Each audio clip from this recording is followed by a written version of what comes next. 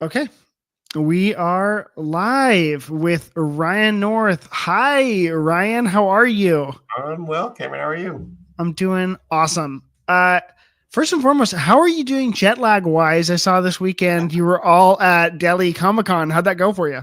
It was great. I apologize if I yawned during this. I am in my own unique time zone right now.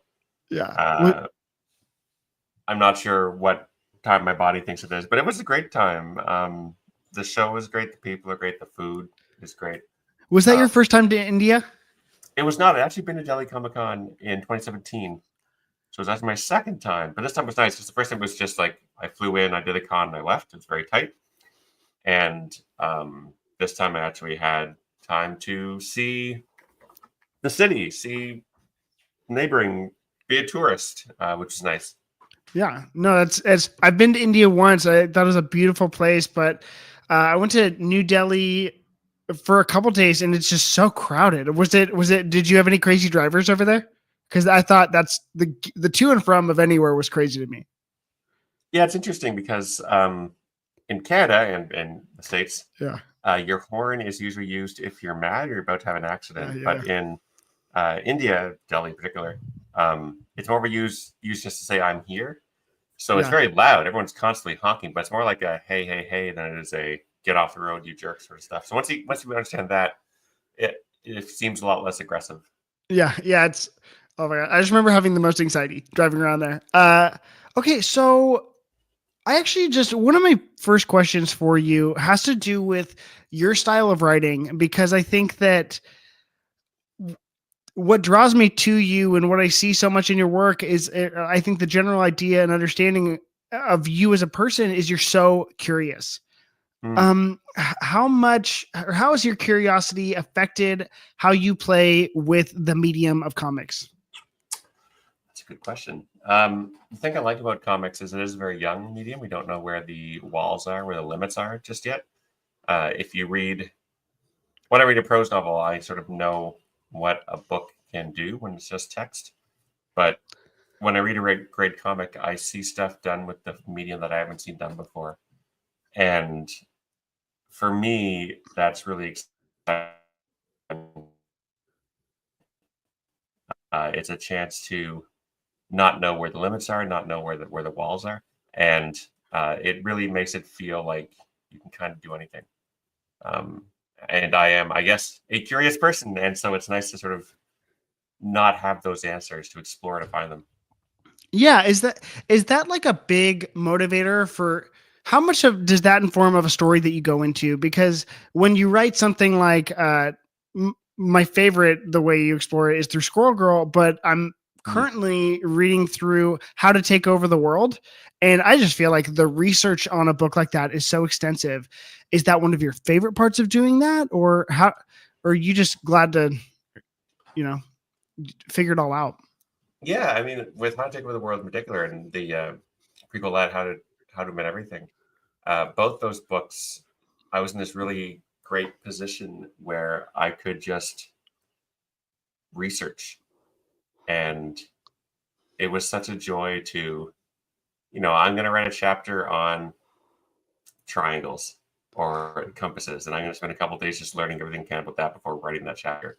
How to Take Over the World, the premise of that book is doing supervillain plots in the real world. So without ways or mind control, can you build a floating base? Can you dig a hole to the Earth's core? That sort of stuff. And those were bigger questions, but also still very research heavy. And Mhm. so uh, it's really fun to find out where those limits are, and to just like I talk about medium comics, to discover how close you can get to, say, digging a hole to the Earth's core, and how much is that is actually credible. That like those little experiences and even like you saying all the factors in that are so funny because it gets so research heavy that I feel like it's almost simultaneously a dialogue that you're having with yourself because uh what was the chapter I just listened to where you talked about uh it was talking about the internet's age and how uh like starting a podcast and doing these things, and you're like trying to find a publicist for this book that's what I was listening to. It was the how old Shakespeare has been the greatest greatest English writer. He's been around for his text has been around for 500 years. And then there's this moment where you're like, yeah, well, you're gonna have a hard enough time trying to find yourself a publicist because you're a villain right now. Yeah. Yeah. I think it's just, I'm like, is there a moment in that research where you find yourself kind of doing that, where you're like, oh, wow, I'm getting so research heavy, but there's a tongue in cheek moment of, yeah, but you're a supervillain, which is also a factor. Is that, do you have to remind yourself or no? It's more about the question, right? You're trying to answer a question, and when the question is ludicrous but taken very seriously, that leads you to some really interesting places. For example, in How to Take Over the World, that's looking at floating base, and it's easier to float if you've got a different temperature differential, larger temperature differential between you and the outer world. So that leads you to Antarctica, and then you're talking about like what's this civilizations in Antarctica, the rules around building a country there, and these weird little facts where because nothing really grows there, everything's imported, which means people have a real desire for certain foods that they can't get, which means you can bribe people with certain snacks that you can't get anywhere else. And it's just fun to learn things, Yeah, and as a writer to tie those together. I love that. And I that's why I think like the curiosity thing for you is one of my favorite parts about reading your text. And I think that lends itself so well to just the all ages nature of comic books that you're talking about as well, because these were originally made for children, and obviously they've expanded to it's a medium, not an audience or anything. Mm-hmm. But I love that you explore that, and I loved finding out you were going to write Reed Richards, because I knew that it was going to be such feasible science for everything that he's talking about.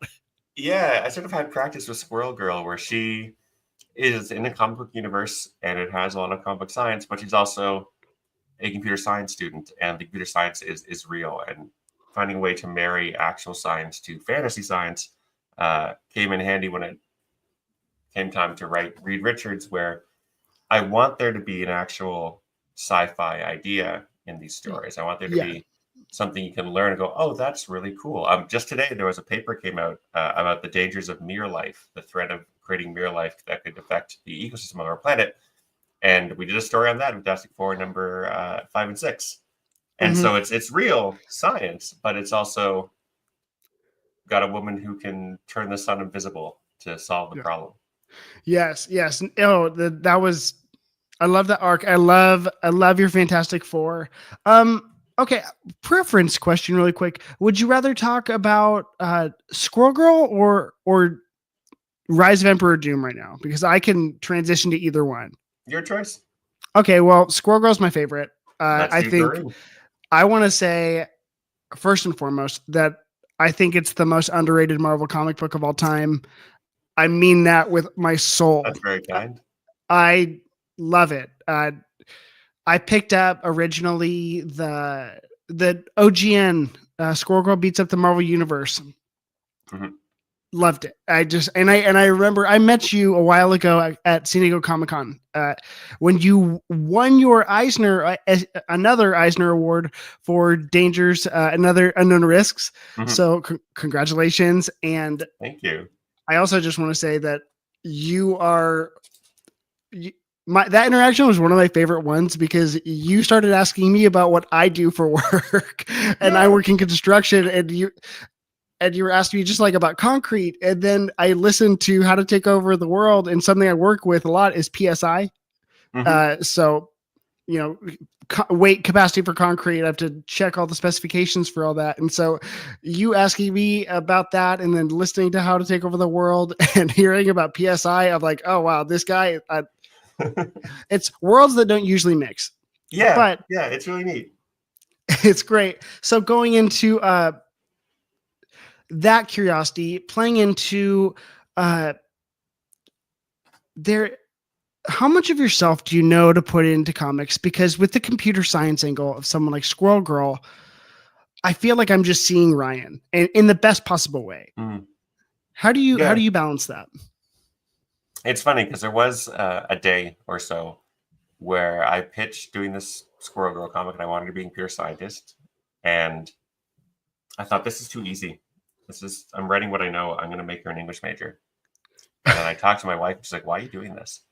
Yeah. And I said, "Well, it's too easy." Like, yeah, but it's more interesting if she's a computer science student. There's not a lot of computer science major superheroes in Marvel Comics, and you know that stuff. Like, you can make it real.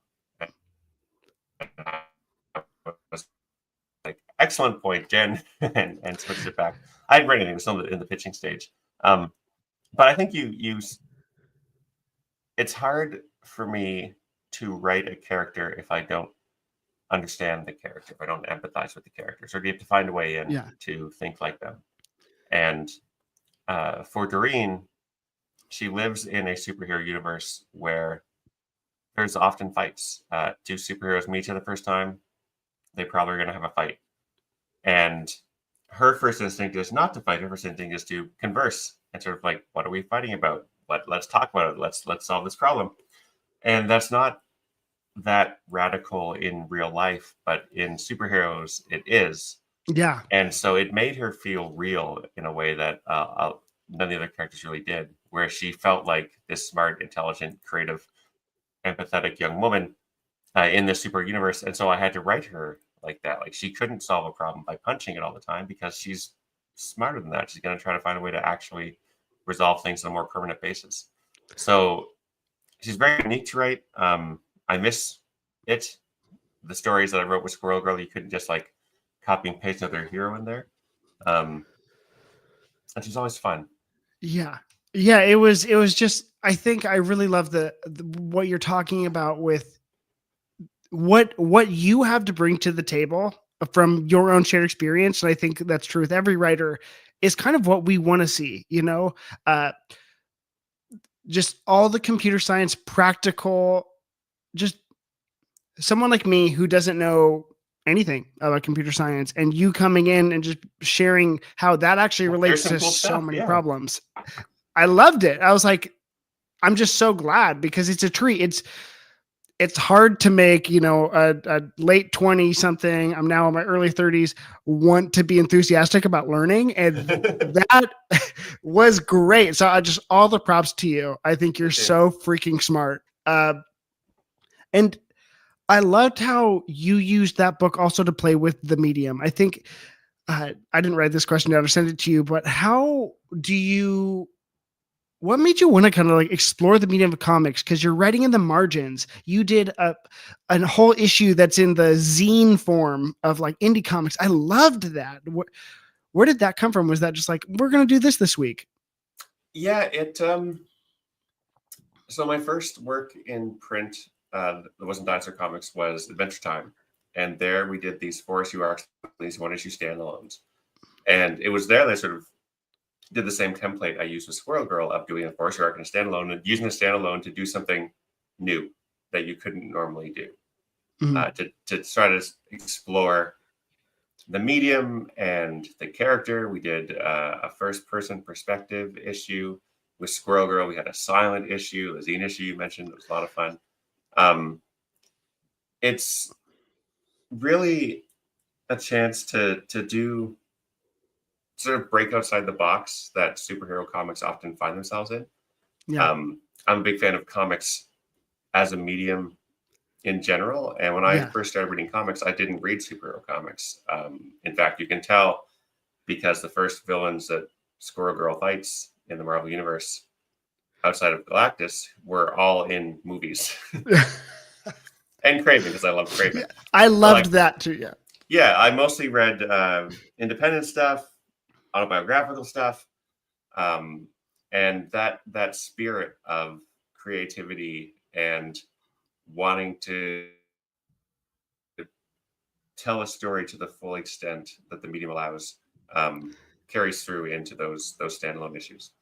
Yeah. And I loved it. And that actually brings me to a question of, okay, so Squirrel Girl Beats Up the Marvel Universe is my favorite. I think that's my favorite Squirrel Girl story, but my favorite single issue was issue 31. It's when Nancy and Squirrel Girl live their lives in hyper time together. Okay, so what brought that on? I think that's like one of them. Like that story had no right being as beautiful as it was. What brought that about? I mean it. I was like floored. Yeah, I wish I could tell you there was a big idea behind it, but it was mainly I wanted to explore the concept, and it felt like a great chance to explore the relationship between Doreen and Nancy. And it's funny because I feel like when I sit down to write a story, I always start with plot. I don't. It's not even a story at that point. It's just a bunch of stuff that happened. It's a series of events, and then once I have an idea of a plot, I then have to put the characters into it. I always feel like character is really hard, and inventing a character is really hard. And so it's always really gratifying to me when people say, "Oh, Ryan, you've got a great. I love the characters here. I love the great grasp of the characters here." Because I'm like, phew, that's the hard part. That's the part I really struggle with. But it was. I mean, I really like that issue too. It felt like everything came together nicely. It worked great for the sci-fi. It worked great for the characters. It would work great as Erica's last issue as a regular artist where he brought Derek Claremont. I didn't want to quote wrong, but it felt that way where it's like they have their moment where they hug and they live this whole thing together. Oh, I just loved it. Not getting rid of me that easily. Oh, I loved it. Yeah, that issue just floored me, and I think it reminds me of kind of like that whole run too. I think there's something about your writing and maybe your tendencies, but like I just love subversion of themes, like.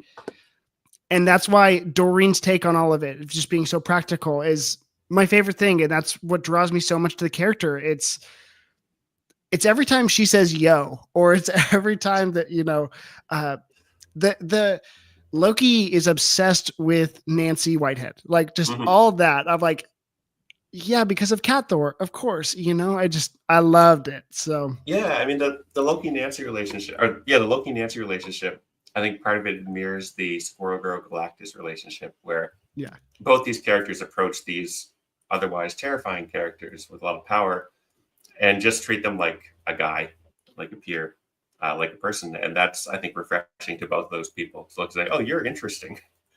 I like you.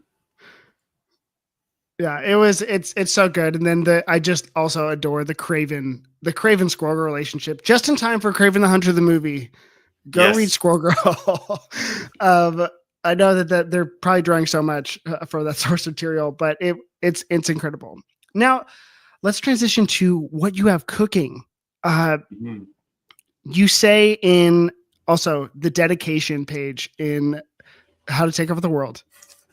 Are those all your favorite supervillains? They are. That was my when I knew one of my light bulb. I felt so cool. It's Victor Von Doom, Mr. Freeze, Lex Luthor, and who's the last one? Poison Ivy. Poison Ivy. That you are now writing an event of your quoted favorite villain, Dr. Doom. Dr. Doom. So I want to talk about how did Doom become your favorite? There's not really a moment where he was like where I realized it. It's not like a love at first sight situation. It just feels like it was always kind of there. I mean, you look at him.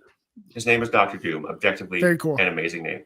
He's dressing like a robot in a cape. Again, perfect. No notes. He's a brilliant scientist and also super accomplished magician. He's got both halves. Amazing. And he speaks in the third person and yet somehow makes it work. Right. Like the fact that when you're writing Doom dialogue, you can write this stuff that out of anyone else's mouth would sound arch and camp. But with Doom, because he can back it up, because he is such a credible threat, he can say these things and you're like, oh my God, I don't want to be on this guy's bad side. Yeah. So he's just got a lot of potential. And a lot of history, especially with the Fantastic Four. Like, he hates Reed. I'm not sure if hate's the right word. He's obsessed with Reed. He wants to beat Reed. He wants to show that he's better than Reed. And Yeah. yet he is the godfather to their daughter Valeria, which is such a rich, fun twist on that Yeah. character. That's a great relationship. There's so Yeah. much there. Like there's some villains that are one note or explore one thing in detail. Doom, first appearance, he's like, I've got a time machine, go back in time and steal Blackbeard's gold for me. You're like, great, Yeah. we're off to the races. He can do anything. Yeah. He is, when people, I'm like kind of clocking out of like, who is the greatest villain of all time conversations, and more just like, I just know who I like. Yeah. And people talking about Doom being, he's just an incredible character. And I think you're so right. And I'm so excited to see, I'm just so number one, so excited to see you get your flowers in like writing this event book. Thank you. Also, what is the event called? Is it Rise of Emperor Doom or is it One Nation Under Doom? This is just for me. Yeah, it's One World Under Doom is the Okay. event. And I believe the first part of that story is being called Rise of Emperor Doom. But Okay. I call it One World Under Doom. And I think that's what you can refer to it as. Yeah. I'm going to refer to what the writer says. So great. But this isn't your first Marvel event book. You did Secret Invasion. I did a Secret Invasion thing to tie in with the I say tie in because we're doing a Secret Invasion show at the time. It doesn't really tie with it because I didn't tell anything about the show. But it was a chance to take the premise of Skrulls and tell a story that we already had the story from the original Secret Invasion event of them invading. And I had done some work with a Skrull character named Jillian in Squirrel Girl, and I thought, well, she's fun.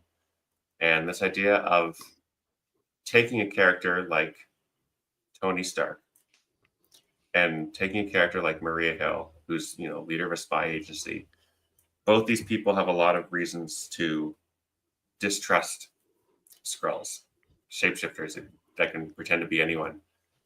And with them, you can kind of build this spy thriller with a lot of twists and turns, but it's really about these characters confronting their own ideas of what a bad guy is and having to overcome that. Did that, like, prepping something like that, did that help or influence something like your formatting for the Doom event? Not especially. The only real difference with doing an event is that you want to have everything nailed down as soon as possible because other writers need to interface with that. And I've been on the other side of this, like when I did War of the Realms tie-in, or Blood Hunt tie-in. You get told what is happening, and you try to build the story within that new status quo. So the advantage we had here with One World Under Doom was I started working on this, I think in early 2023.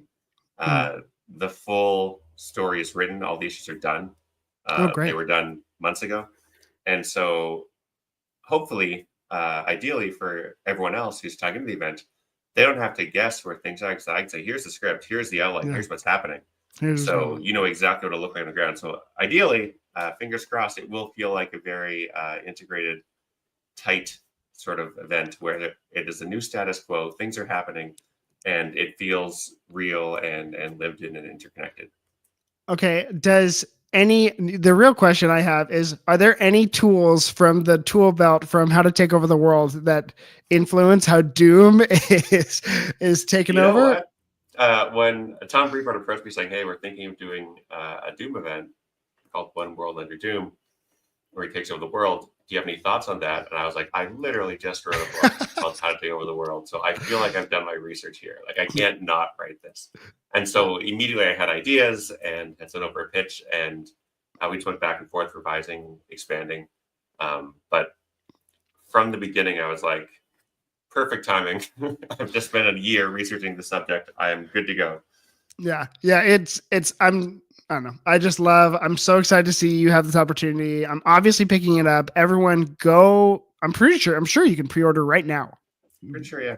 One World Under Doom, go pre-order it. It's going to be so good. Okay, now I want to talk about Slaughterhouse 5 because I've started it and I'm probably halfway through. I've also never read the novel. So this is really, that's cool. Because you don't need to read it to read this book, but I'm curious as to what you think.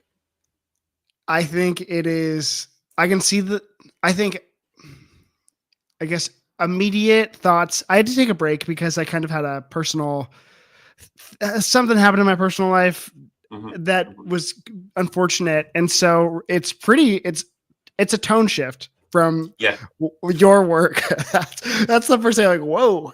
But it's fascinating, and I get it's written so well. I love just even the number one. I think your name, and then you talking about why it's named what its name is. Slaughterhouse 5 or The Children's Crusade. Is that the title of the actual novel? Yeah. So what Okay. I imagined for this adaptation, because you're adapting a prose novel, and it's a book I love. It's Kurt Yeah. Vonnegut's Slaughterhouse 5 Yeah. or The Children's Crusade. And loving the book as much as I did, my main concern with doing an adaptation is A, I don't want to screw it up, and B, it can't just be an illustrated novel, right? Like the Mhm. novel exists. And if we're just adding pictures to it, that's not comics. Comics is more than that. So what I imagined was that I was an editor and I commissioned Kurt Vonnegut to write this comic for me. And Kurt Vonnegut, in a hilarious prank, had delivered this prose novel instead. I was Yeah. like, all right, let's start changing this and let's adapt it. And my goal was when someone finished reading it, they wouldn't say, wow, what a great adaptation of an existing prose novel. They'd say, wow, what a great comic. So anywhere in the book where we could do stuff that you can only do in comics, that we could do it to make it feel like the story was born in this medium and was indigenous to this medium, was something I took as part of that adaptation process.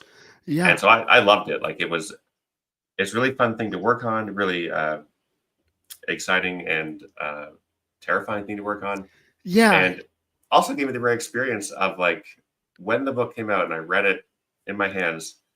I finished the book and I was like, man, I wish I could write something like that, even though my name's on the cover, because like I adapted, but Vonnegut wrote the book and Albert Montes drew it. And normally when we talk about my own work, there is a built-in modesty. I'm like, yeah, thank you, it's fine. I can see the flaws, blah blah blah. But with this book, because I don't actually feel like I have that same sense of ownership, I can almost read it like it's someone else's book and be like, "This, have you seen this? This is really cool. Look what they're doing here." Yeah. It's really helpful. Some of the liberties that you took, I really appreciate because there's a level of me too that knows I know it's a classic and I haven't read it. I'm late to the game. I'm glad that this is my foray into it. Hmm. I trust you to take me on the journey. Oh, Uh, thank you. and you've proven your value to me, and time and time again. But I'm looking at it on my couch right now.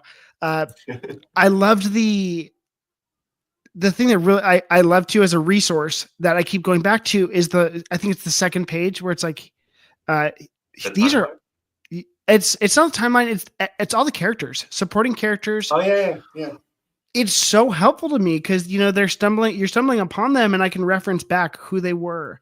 um I yeah. loved, I think, the way that the panels are laid out and the way that you play with the medium as well. The timeline, incredibly great, especially because I know now that it's a bouncing timeline. Hmm. It's Well, going to. it's really interesting to me because there are a lot of things that Vonnegut did in the prose novel that actually, in my opinion, work better in comics. For example, he is jumping around through time throughout the book. Yeah, And in prose, you have to tell the reader what time you're in, and that takes paragraphs to establish. In comics, we can use the clothes they're wearing, the color scheme, is yeah, between the 60s and World War II and the 70s and onward, that you can instantaneously know what area you're in just by all the information in that panel.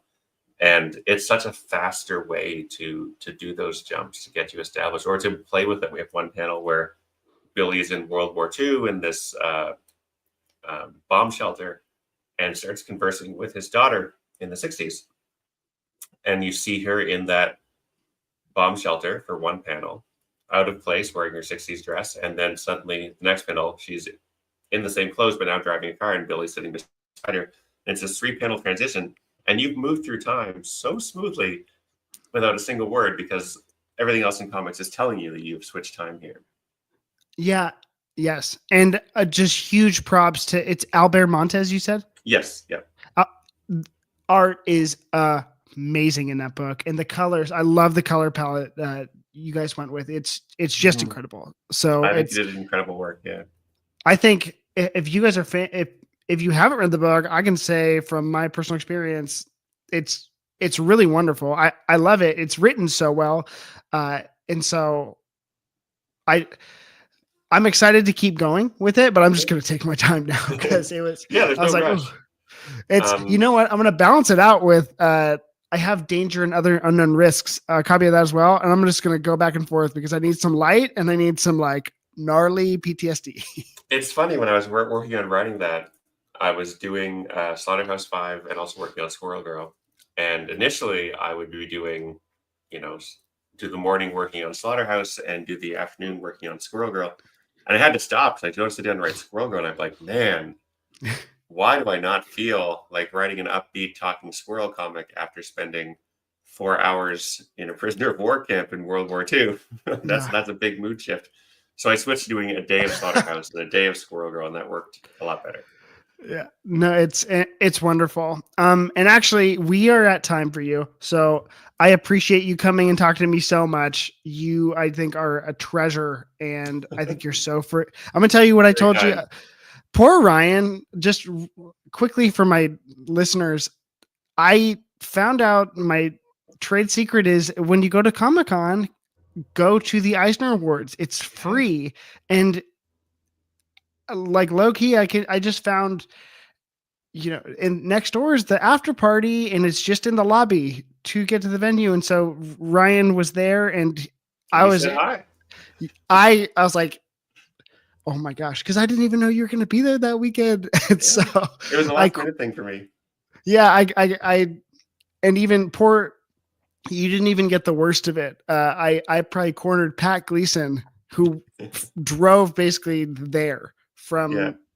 from his vacation, and I talked to that guy for like 2.5 hours. Poor guy. But it was good. He Awesome. liked it. He could have left whenever. He was saying, I wasn't blocking the exits. Yeah. no, it was awesome. But like, I feel so lucky you were so kind, and you still are so kind. So thank you. I'm just a huge fan and can't wait to keep supporting you. And okay, what are you working on so we can plug it?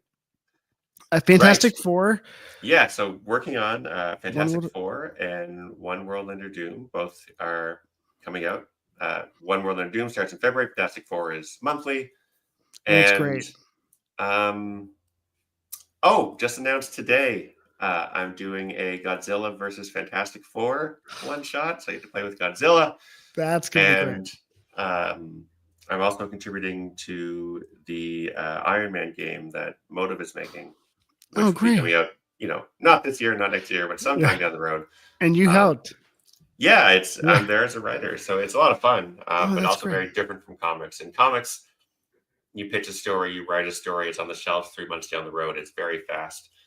Video games, you talk about a story, talk about a character for months and months and months and months, and tweak and revise and iterate, make it the best possible thing it can be. So they're both great, but it's nice to have the time to like really dig into a story. But it's also nice to be like, I'm going to go off and write something, and it's going to be done and out. Yeah. So to balance that is fun.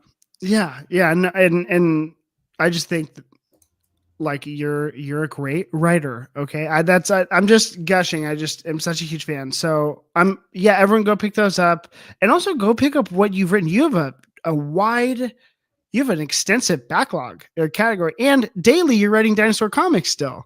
Yeah, dinosaurcomics.com, swans.com. I guess if you are listening to this and like, I'd like to know more about that guy, ryannorth.ca has a list of everything I've done from my research papers in grad school all the way up to the most recent comics. So there's lots of stuff. Yeah, this is great. Great. Well, thank you so much, Ryan, for coming on the show. It's all gratitude over here. Can't wait to read Fantastic Four this month, and also One World Under Doom. So we will see you next time. Awesome. Thanks for having me. Thanks. Bye.